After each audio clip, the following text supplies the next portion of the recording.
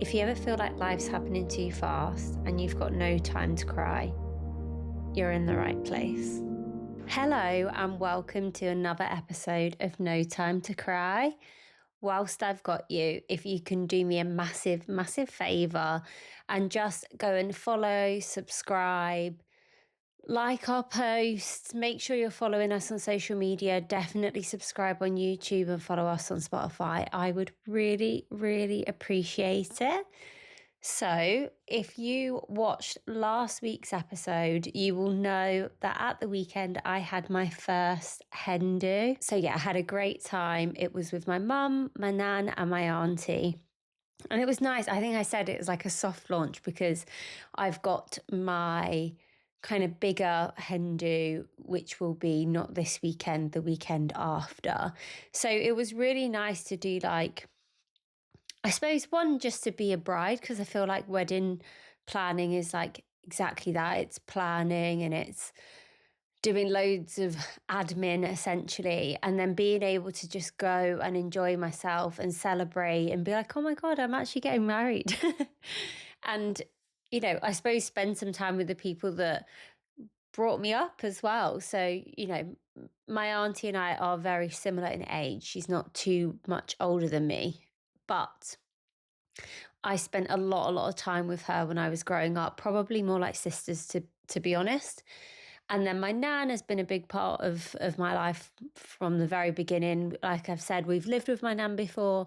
I'm very close to my nan. She's like one of my best friends. And then obviously my mum, who I've spoke about tons on this podcast, but we don't often get to spend much time together with my mum, my nan and my auntie because I live up north. It's always a bit hit and miss when I'm going to be available, and I end up seeing everyone sort of individually. There's been a couple of times where we've been able to do something together, but usually it means seeing one then seeing a different one. So it was really, really enjoyable. I loved it. We had a really nice day. Bit of a traumatic start to the day. I always feel like my biggest downfall as like a human being is that I get really bad travel sickness. And when I woke up on the morning of the hen do, I'd obviously woken up, given Paddington his medicine at 6 a.m. and then thought, you know what, I'm going to go back to sleep for a bit. Don't need to be up yet. And I could do with some rest because it's going to be a long day. When I woke up, obviously I'd set my alarm for a time to give me enough time to get ready to get to my hen. My train had been cancelled to London. So obviously I live in the northwest, as you all know. So travelling down to London is not the easiest. So if a train is cancelled, I was like, crap, what am I going to do? So I was rushing a little bit to try and get the earlier train, which meant that the travel sickness tablets I'd purchased the day before were forgotten and I didn't take them. But I was hoping I'd be okay. I haven't travelled on the train down to London for a long time without taking travel sickness tablets. And to be honest, it kind of escaped me how poorly I can get on those trains. So yes, unfortunately, traveling down, first hour, I was all good, fine. Second hour, I nearly passed out. I was profusely overheating. My vision pretty much went and I had to lay down across two seats. So yeah, that wasn't the most enjoyable start today. I was very close to emptying the contents of my stomach, but managed to hold it together for my own dignity and the fact that I was dressed in white, which wouldn't have been the most ideal situation. So thankfully, I was able to kind of come back round by the time I got off the train, then get onto the tube, which actually I don't get sick on, and then meet my nan, my mum and my auntie at the Palm House in London. And I had a lovely, lovely day and it was amazing. It just takes me a little bit of a minute to get back round when I've been suffered with travel sickness. So yeah, it was an interesting start, but way worth the journey. And it was just nice, like I say, nice to kind of spend time with them. But I suppose like that family feel that maybe you don't get with a bigger hen do. Like I'm not expecting my hen do in a couple of weeks to be the same vibe as the hen do with my family. And I think it's nice to have both rather than trying to combine the two. I know, I'm sure my mum would have loved to have come to the main one. She said as such, but it's just a different environment. And I know what my friends are like. They're all as crazy as me.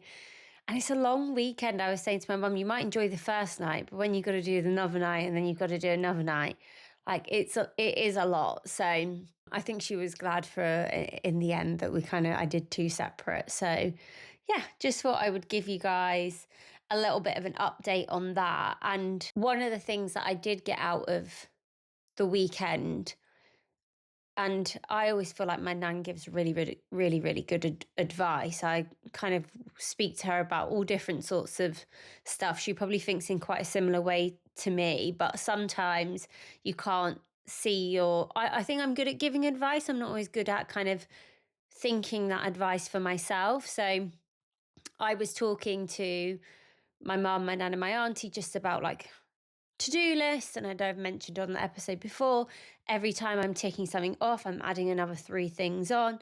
And my nan just said, if you haven't thought of it by now, no one is going to miss it on the day. So if you're only just thinking, oh my God, I haven't done this or I haven't done that, you're quite well organized, you know what you're doing. If you've not thought of it, no one will miss it. And I thought, do you know what? That's such good advice, because I think you can always sort of overthink these things and over egg the pudding in some ways. It's like put priority onto things that aren't really a priority. At the end of the day, people are there for a specific reason. And if we don't do this one thing, or we don't do that, or maybe I'm not as organized as I thought I would be, people are still going to have a good time. Like, don't worry yourself over it. There's something in that kind of shift in mindset where I think sometimes your family can just level you a little bit and be like, it's okay. Why are you worrying about that? Just don't worry about it, because I know that's difficult to do, but just give you a slightly different perspective and a kind of mentality shift in the way that you think about things. So I came away from that weekend, one, having a good time, but also just going, do you know what? They're right. I need to not worry about the teeny tiny things, concentrate on the big stuff. And then if we get round to the little things that might be the nice to haves, then we get round to them. If we don't, we don't, because, that's just prioritizing, right? You've got to try and put your life into some sort of order. So yeah, I found that really helpful. And just like you say, it's nice to spend time. There's almost like a bit of peace in doing a hen do like that, as well as one that's maybe going to be a little bit more party vibes. Don't get me wrong, we had like a great time, good drinks, some nice food, but it was, more chilled, more relaxed. I knew I was busy the next day. I knew I had to get a train home, so I wasn't going crazy. But I'm not saying I'm going to go absolutely mental at my other hen do, but when you're with your friends, I feel like it's just a different energy, isn't it? So we'll see. Nice to have the best of both worlds. And I mean, I've always speak so highly of Jamie on here, but it's nice to see and hear like how much my family love him as well, which I know, I've been with Jamie for a long time, but naturally when you're getting married, the conversation comes up about you and your partner, what's going on, and they honestly just love the bones of him. And he is so lovely. Like, even on the hen do, he'd messaged my mum and said, I want to send some money to treat all of you and buy some drinks, and like, he's just really thoughtful. And then naturally, obviously, I was very grateful for that. But then my family, even more so, are just like, wow, what a guy. Like, he's so nice, so lovely. And they've all got a great relationship with him. Like, every single one of my family have a really great relationship with him. So yeah, just positive, good vibes. And then just a busy weekend. So I'm feeling a bit tired this week, hoping I can rest a little bit this week, ready for next. And if you're following on social media, you would have seen I did like a day in the life for my hen do. So if you like that sort of vibe, go and have a look at that, watch what I got up to, hear a little bit more about it. And then I'm hoping to do a little bit more of that as well, especially as we're coming up over the wedding stuff, because I feel like it's a nice way to keep people updated without me always kind of labouring the point on the pod as well. Now we've given the update on the hen, and I am doing little bits of wedding updates here and there, because that is just what my life is revolving around at the moment, as well as starting a new job. So we're all a bit crazy. But I wanted to come back to a topic. I mentioned it at the end of last week's episode around hormones, and in particular, kind of where I am in my journey, because I'd mentioned before early on in the kind of this season about where I was up to around my menstrual cycle and my journey with that. And on the back of that episode, I had a listener reach out who I don't know and share their story of endometriosis with me. And I've been trying to think about it across the last couple of months about how I share that experience and what is the most impactful way for me to do that.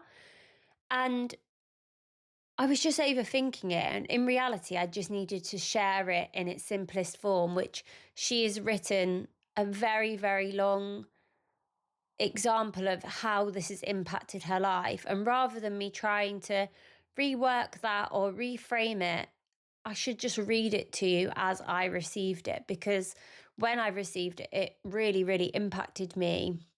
And Hope, which is the lady who had sent me the message, she wants to try and support other women who are potentially going through the same experiences that she's had.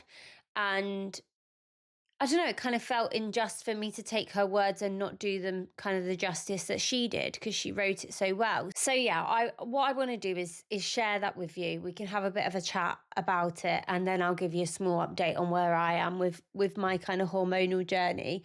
So bear with me, because I'm going to need to read it from my phone. I think it's really important, and I didn't want to cut any of it out because she goes into so much detail as to how endometriosis as a condition has really, really impacted her life.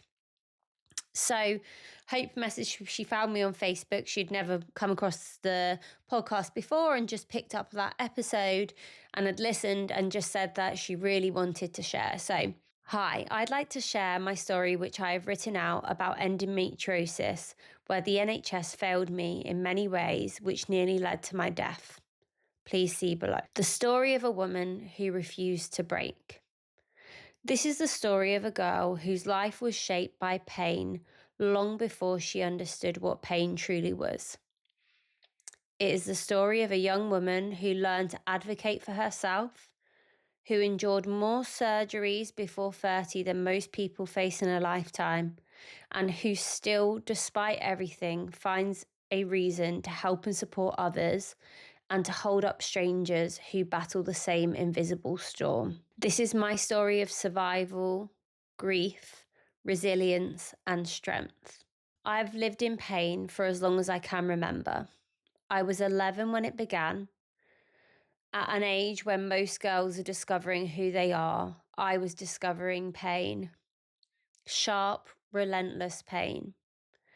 The kind that stopped time, which doctors dismissed with practiced smiles and said it's normal, it's just cramps, birth control will sort it. But I knew it wasn't normal, and my body knew it wasn't normal. So they prescribed the pill and later the implant, hoping to patch over what they didn't care to investigate, and told me to stop worrying. I learned young what it felt like to suffer in silence while the people who were supposed to help didn't listen. The pain wasn't normal, it was a warning.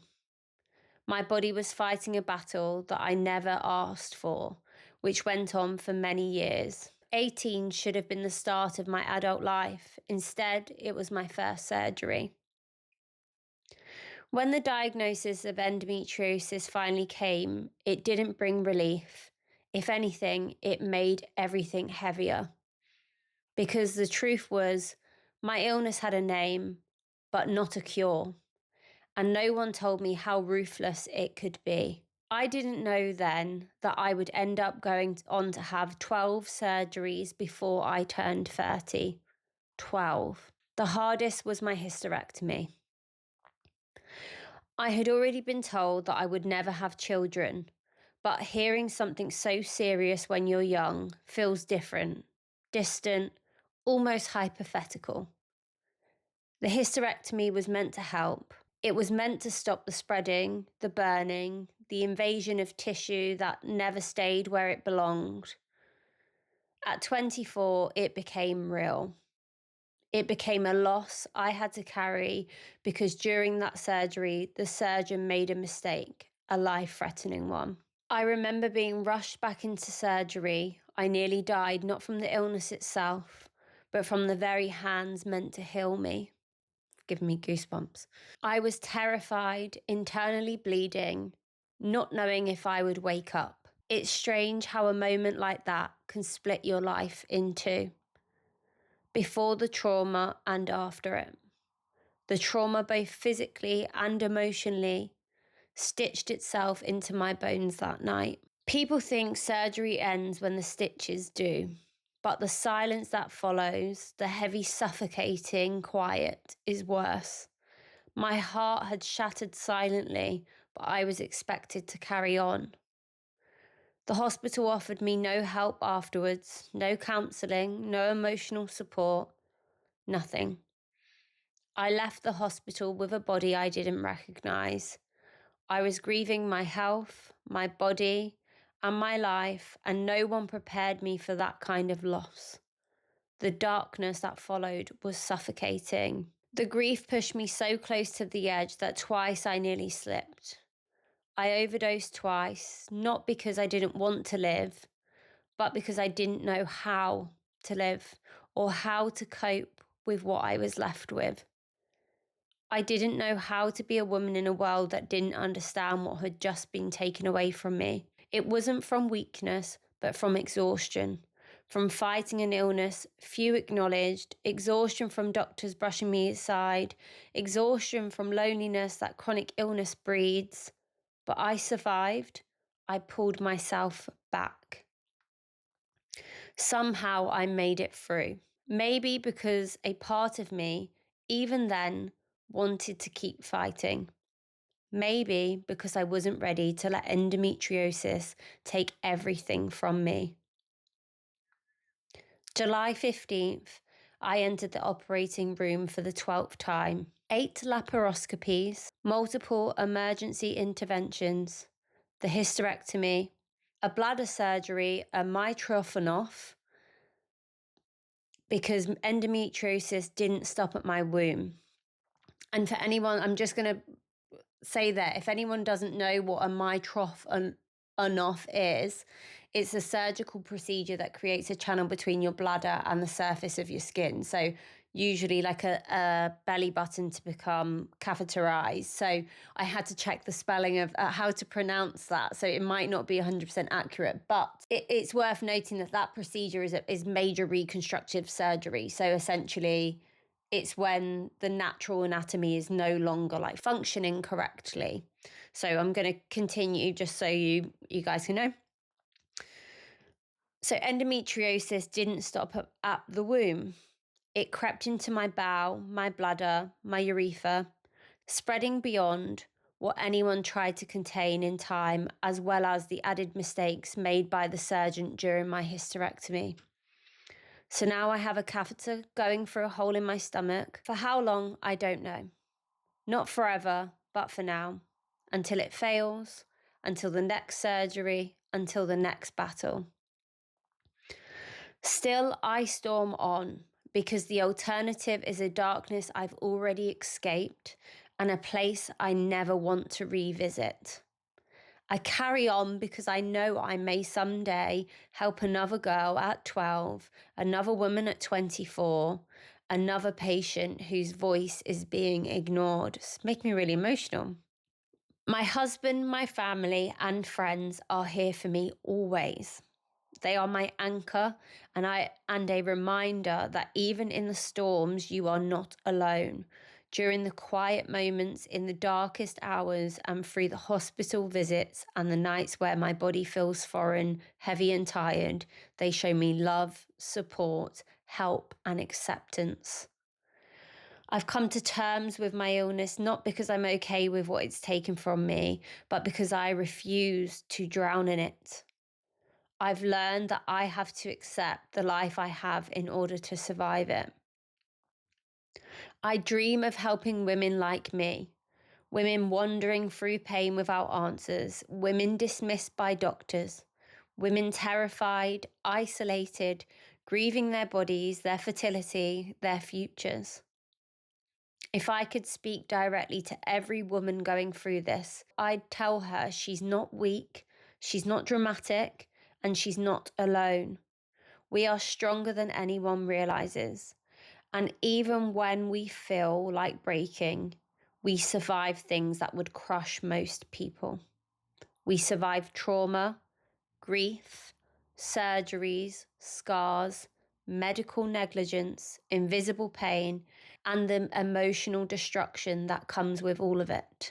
And through it all, we rise for ourselves and each other. I don't know exactly what the next part of my journey will look like or how many more surgeries are ahead of me, but I know this. I'm still here, I'm still fighting, and as long as I can, I will keep pushing because no woman deserves to battle this disease unseen. Endometriosis has taken so much from me. My time, health, fertility, safety, innocence, and trust, but it has not taken me. I'm still here, still fighting, still hoping, still waiting for a cure.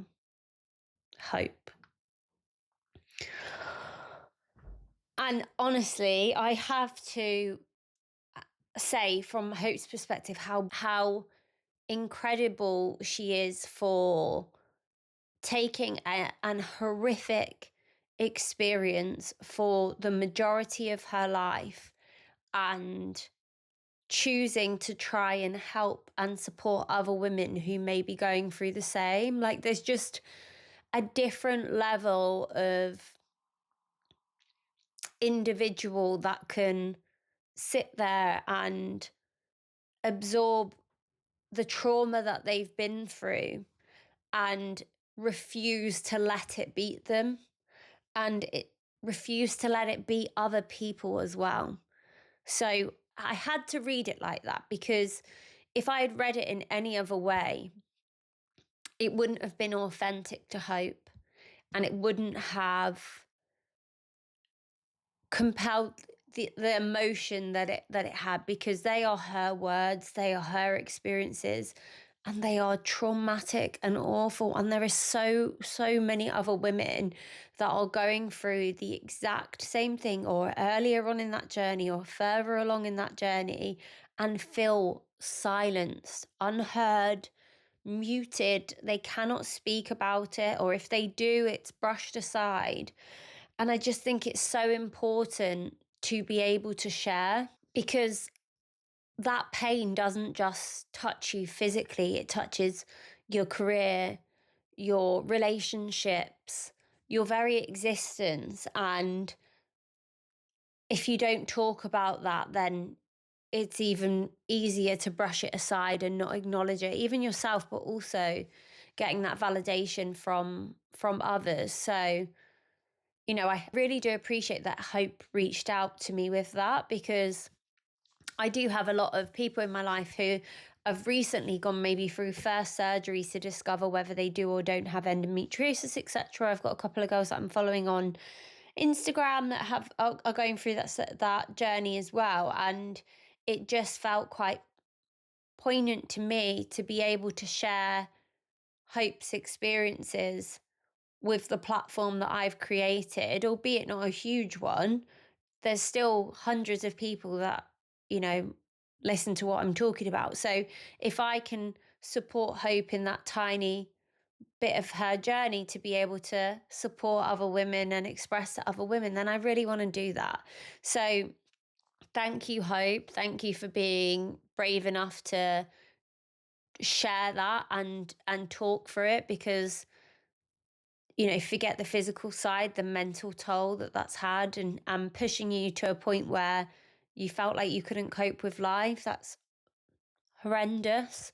And I'm so glad that you did fight through that and you did push through, because nobody should ever get to that point where, due to medical situations, they feel like they don't want to be here anymore. And it makes me sad to hear that, really, really sad to hear that. But it's important to talk about it. So hopefully I've done it justice. I'm not sure if Hope is on Instagram. I think she said her work pages. So I will check with her if she's happy for me to tag it and she's happy for individuals to reach out. I'll put her details if she is. If not, feel free to go via me and I will check in with her individually to see if there's people that she's happy to talk to.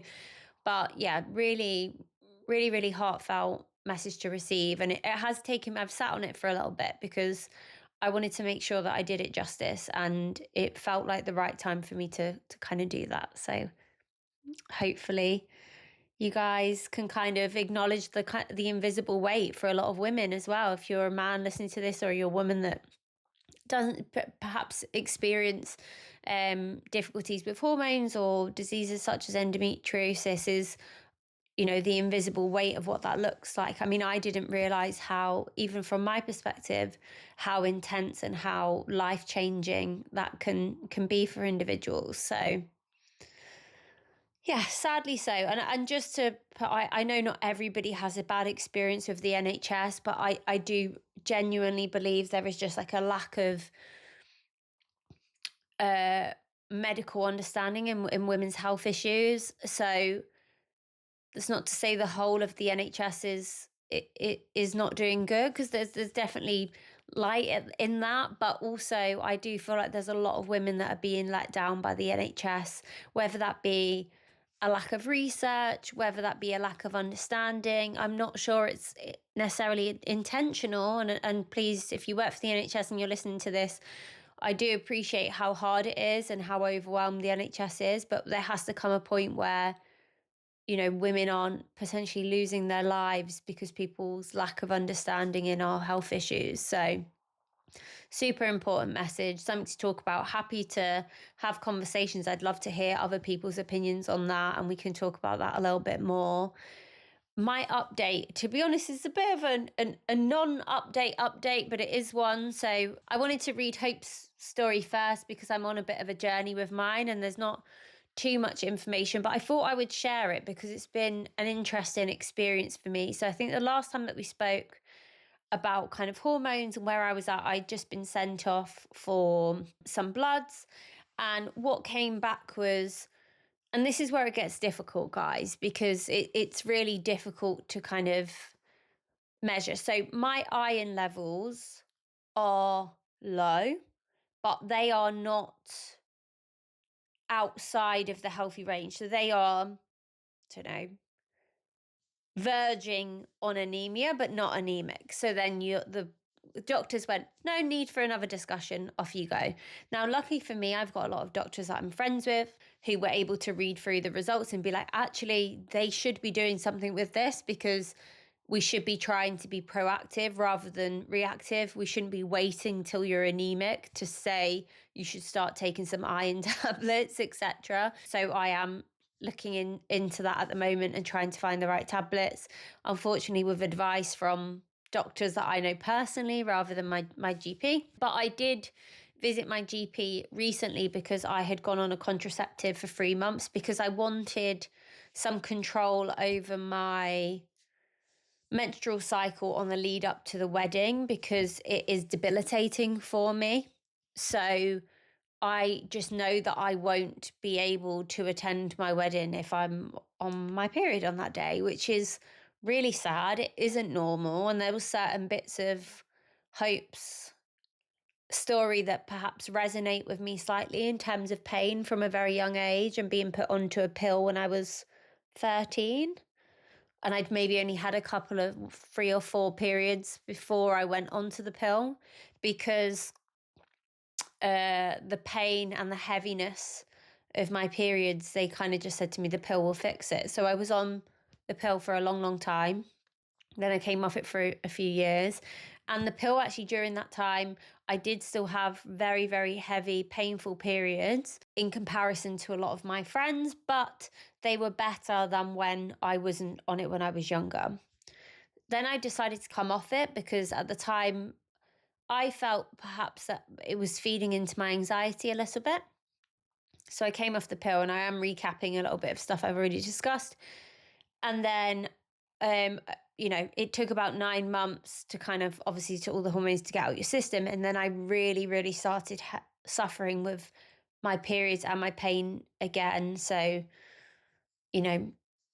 not just bloating, but intense pain that I it would wake me up in the middle of the night, made me faint and dizzy. It encroached across my life to that I couldn't leave the house on those days.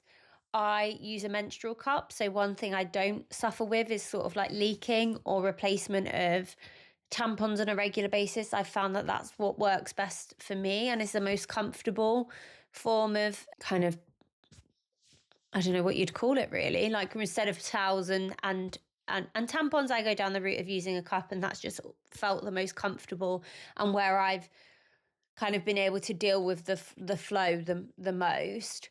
But since I've gone, so obviously that's the reason I went to the doctors, because of that. And I knew that if that fell in line with the wedding and the timing fell that I was going to be due on my period during the wedding, then that is something that I wouldn't really be able to deal with on the day. Or if I had to, it would make the wedding unenjoyable for me in a lot of ways. Not in the sense that there would still be parts of it that I would enjoy, but if being in pain, quite severe pain, and usually if I'm on my period, the first 2 to 3 days, it is not bearable for me without being kind of highly medicated on painkillers, and even then it's still difficult for me to do normal things. So trying to power through that on my wedding day is just something I didn't want to do, if I'm honest. I didn't want to do it. It's not something that I wanted to plan for or adjust the day for. If I could get away with just not doing that on that day, that was a priority to me. So they've put me onto a contraceptive pill. I think it's called Regiviton or something like that. And it's a combined pill, which means that you have a 7-day break there. That's the type of contraceptive that has always worked well for me. I don't do very well on one hormone pills, just tend to bleed through. And rather than them stopping the period altogether, I just tend to bleed constantly, which isn't really an option for me either. And it has definitely helped with that pain, has definitely helped with the flow. I'm still having painful periods. Again, it definitely hasn't taken it away, but I'm not feeling dizzy. I'm not it's not waking me up in the middle of the night in terms of the pain. If I take medication before I go to bed, I can see if I'm sleeping for 8 hours and I've taken it just before I go to bed, those extra 2 hours where I'm not medicated, the pain isn't waking me up, versus previously it was. However, what I am experiencing is very intense night sweats, which I've never had before. And I have spoken to the nurse. So I did 3 months. I've come to the end of the 3 months. I've just gone into a new cycle. And I did speak to them about those night sweats. So essentially, I'm waking up in the middle of the night drenched, like completely drenched. I'm not a particularly sweaty person either. It's not anything that I've had to do before, but it was covered a little bit in the first month or so because I was so poorly. So when I was waking up with night sweats, I thought it was a temperature. I think there was a little bit of that going on as well, but obviously because I was so ill, it was difficult for me to kind of pick up on that. And then last month, I've not been ill, and I'm waking up like, I wouldn't even say hot, I'm just wet, like completely soaked. Poor Jamie is like sleeping with a seal. And I know it's that because he wakes up in the middle of the night, and I had my 7-day break. And towards the end of my 7-day break, he said, I woke up in the middle of the night and you weren't sweating, you weren't hot. And I said, do you know why? It's because I've been off the pill for 7 days. So the hormones are coming out of my system. I'm about to start taking it again. So when I spoke to the nurse, she said what the likelihood is that the estrogen might be slightly too high for you. So your body isn't, is having a reaction to that in the form of night sweat. So because it's only been 3 months, what we've decided to do is take it for another 3 months. That will take me up past the wedding. I'm not particularly bothered about being sweaty in the middle of the night in comparison to pain. I don't really want to change the pill right now to another one because, again, the timing would be off if that didn't work well. So I'm happy to put up with being a little sweaty ball of fun in the middle of the night, and then getting up and having a shower, no problem for me whatsoever. And then I'll address it. So I particularly went back onto the pill because of the wedding anyway. So after the wedding, it may be that I look at alternatives as to what's going on internally to be causing that pain for me. I have a lot of bowel pressure when I'm on my period, which would indicate potentially there's a risk that there is some endometriosis going on there that's putting issues into other areas of my body. I get a lot of pain in different parts of my body when I'm on my period, not just around my womb. So we'll see. I'm on an investigation with it, but I think I need to just get through this period of time dealing with the consequences of, excess estrogen. Maybe my body's just adjusting. We'll see. We'll see what the 3 months comes up as, but I think there's an importance in like just having these conversations and talking so openly about women's health and that kind of, I know people talk about Me Too movement in a very different way, but there is that kind of, I've been through that, or I experienced that, or actually that's not normal, or, you should talk to somebody about that because that's not the experiences that I've had.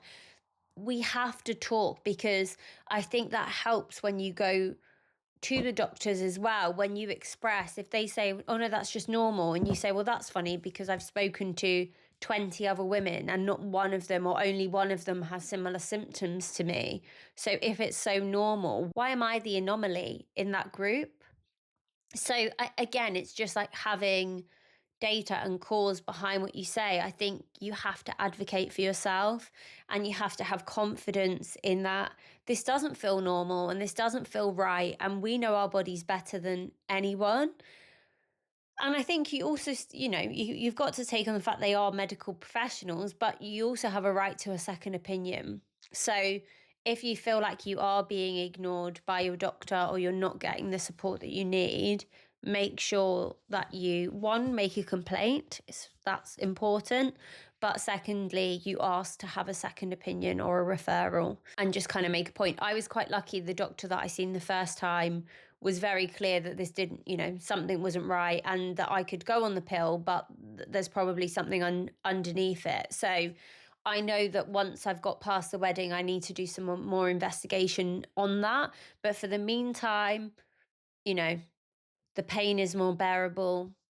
It's more endurable. I can kind of put up with it, is what I would say, which is not a long-term solution. I also, they were quite clear that they don't want me to continue with the night sweat. So if I come back in 3 months and that is still the case, that they would want to change my contraceptive if I wish to stay on contraceptive and review that, because also it might not be my contraceptive causing the night sweats. I'm pretty sure it is. But if it isn't, then it could be, we could be blaming on that and there's another health issue going on. So I think the important thing is, like, I left it years before I kind of did anything about it, is that once you start going on that journey, don't let your foot off the pedal and keep going with it and keep pushing forward, because that's the only way that you really get answers. I think we got to create like a community of talking about women's health issues and the importance of it. And I listened to a podcast. I listen to so many podcasts, guys. I'm always talking about different ones, but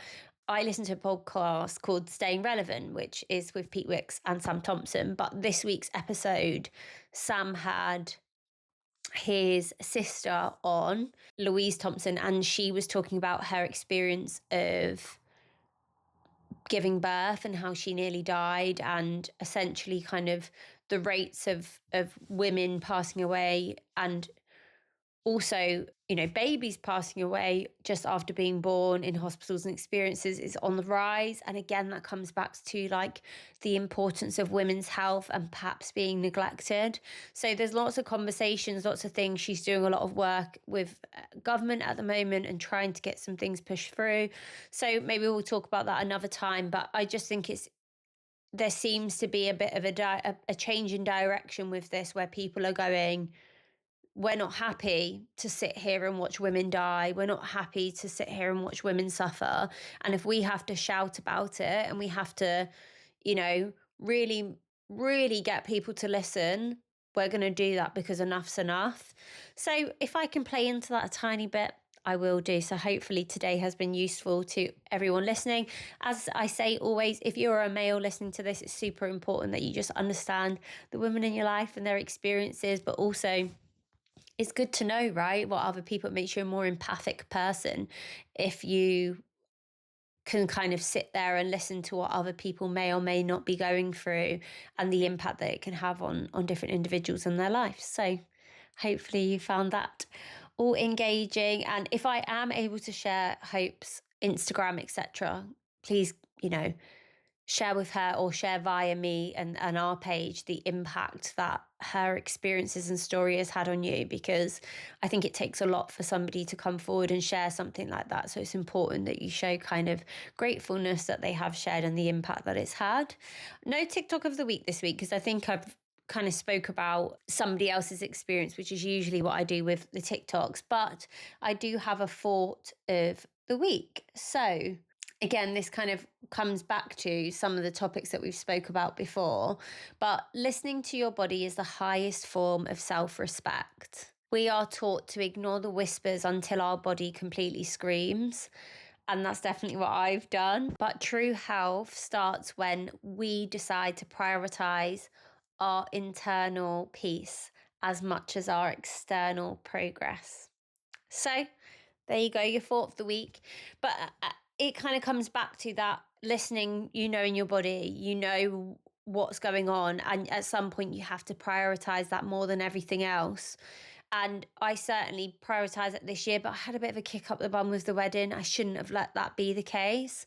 I've prioritized all of the external progress, everything else going on in my life above my internal health and my internal instinct, I suppose, around something not being right. And I think we have to start listening to our bodies a lot more and listen to what they're telling us. And if they're telling you you're in pain and it's beyond what, expectations of pain should be, and you can only understand that by speaking to other people and understanding what others are going through as a measure, but still it's to you. Everyone's pain thresholds are different. So if you're finding it unbearable, that isn't normal. So yeah, I hope you've enjoyed this week's episode. I'm looking forward to coming back next week with a different topic. And then we will have the Hen Do. Maybe it's a debrief, maybe there's something else going on. And then we'll kind of have a look at what the lead up is. And then I'll give you a timeline of when I'm going to be taking a break, because we've done seasons. Obviously, I kind of ghosted you last time. That's not the plan this time. I'm definitely going to take a break over that wedding period. It may be that I have somebody else step in during that time, not sure yet. Or we just take a couple of months off whilst we're kind of getting through the wedding and the summer and enjoying things. And then I can come back, fresh mind, married woman, Mrs. Bowman instead of Shannon Hodgkiss. And we will see. But yeah, I'll keep you guys up to date in the next couple of weeks. See you soon.